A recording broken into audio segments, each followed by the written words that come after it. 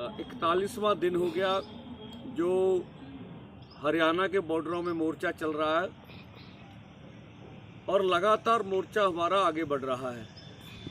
अब देखिए, जो कल हमने देखा है कि कल भाजपा की एक लिस्ट उम्मीदवारों की जारी हुई है और हम जो समझ रहे हैं भी भाजपा की नैया डूब रही है और वो लगभग जो फिल्मी स्टार है उनका सहारा ले रही है अब टिकटों में। तो जब अमित शाह जी, मोदी जी बोलते हैं कि भाजपा इस बार 400 से पार, तो फिर ये सेलिब्रिटियों की ज़रूरत क्या है? जो फिल्मी स्टार, उनकी ज़रूरत नहीं है।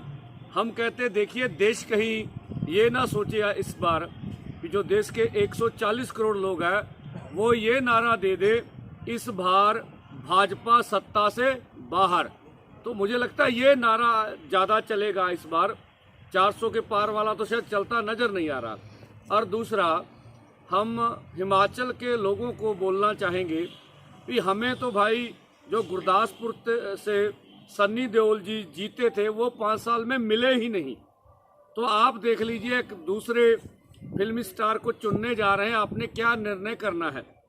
तो दूसरा, भाजपा कहती है भी हम अपने वर्कर का, अपने पार्टी के लीडर का सम्मान करते हैं। तो भाई जो भाजपा में पिछले 30-40 साल में काम कर रहे हैं उनको तो आपने टिकट नहीं दी और बहुत से फिल्मी स्टारों को टिकट दे दी। तो इससे भाजपा के अंदर सब कुछ सही नहीं है जो हम सोच रहे हैं। दूसरा, अम्बाला में मोहड़ा मंडी है जहां हम 31 को शहीद सुपकर्ण सिंह जी, उनका श्रद्धांजलि समागम कर रहे हैं। तो आपके माध्यम से सारी देश की प्रेस को हमारी ओर से बुलावा है कि वो जरूर अम्बाला मोहड़ा मंडी में 31 मार्च को पहुंचे। वहां बहुत बड़ा महापंचायत और शहीदी समागम होगा। जो बोलते हैं कि केला पंजाब का आंदोलन है, पहले भी हमने अम्बाला में बड़ी महापंचायत करके ये तोड़ दिया और बड़ा इकट्ठ होगा जो वहाँ होगा। तीसरी बात जो मैं कहना चाहता हूँ, अकेले किसानों से ही दिक्कत है। जो सत्ताधारी सरकार है या दिल्ली की पुलिस है, उनको अकेले किसानों से ही दिक्कत है, तभी वो दिल्ली में जाने नहीं दे रहे। अब जो विपक्षी दल हैं वो भी 31 मार्च को बड़ा इकट्ठ करेंगे रामलीला ग्राउंड पर। मुझे लगता है इसके ऊपर किसी को आपत्ति नहीं होगी, इतने लोग बाहर से आएंगे। तो आपत्ति केवल देश के किसान मजदूर से। और दूसरा, हम पूरे देश को, पंजाब के लोगों को आह्वान करना चाहेंगे कि भाजपा गठजोड़ का पूरे जोर से विरोध करना है। जब भी वो रैली करे, गांव में आए, तो ये सवाल करने हैं उनसे कि हमारे शहीद सुपकर्ण सिंह का क्या कसूर था?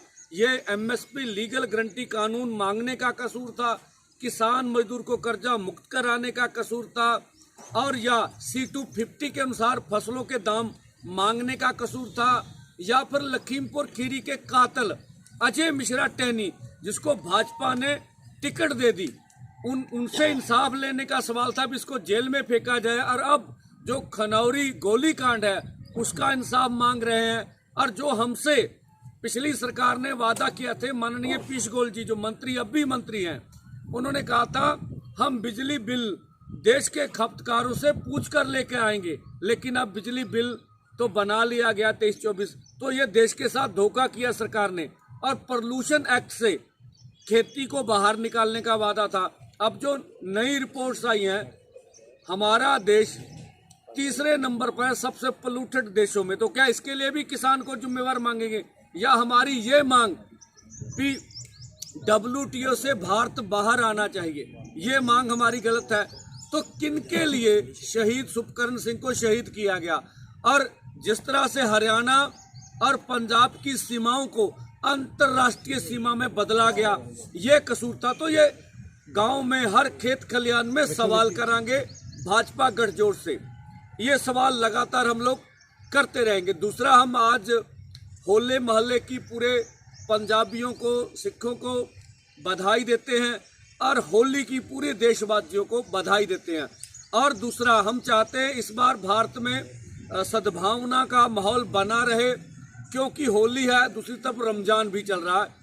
इस तरह की कोई दुखद घटना हमें सुनने में ना मिले, जिसको कल को भाजपा अपने इलेक्शन पत्ते काट की तरह यूटिलाइज कर सके। हम तो चाहेंगे इस बार हमारे देशवासियों को अच्छी होली देखने में मिले और वो अपना ये होली का कार्यक्रम बड़ा पीसफुली ढंग से कर सके। धन्यवाद। IBN 7 खबरनामा, हर खबर सच के साथ।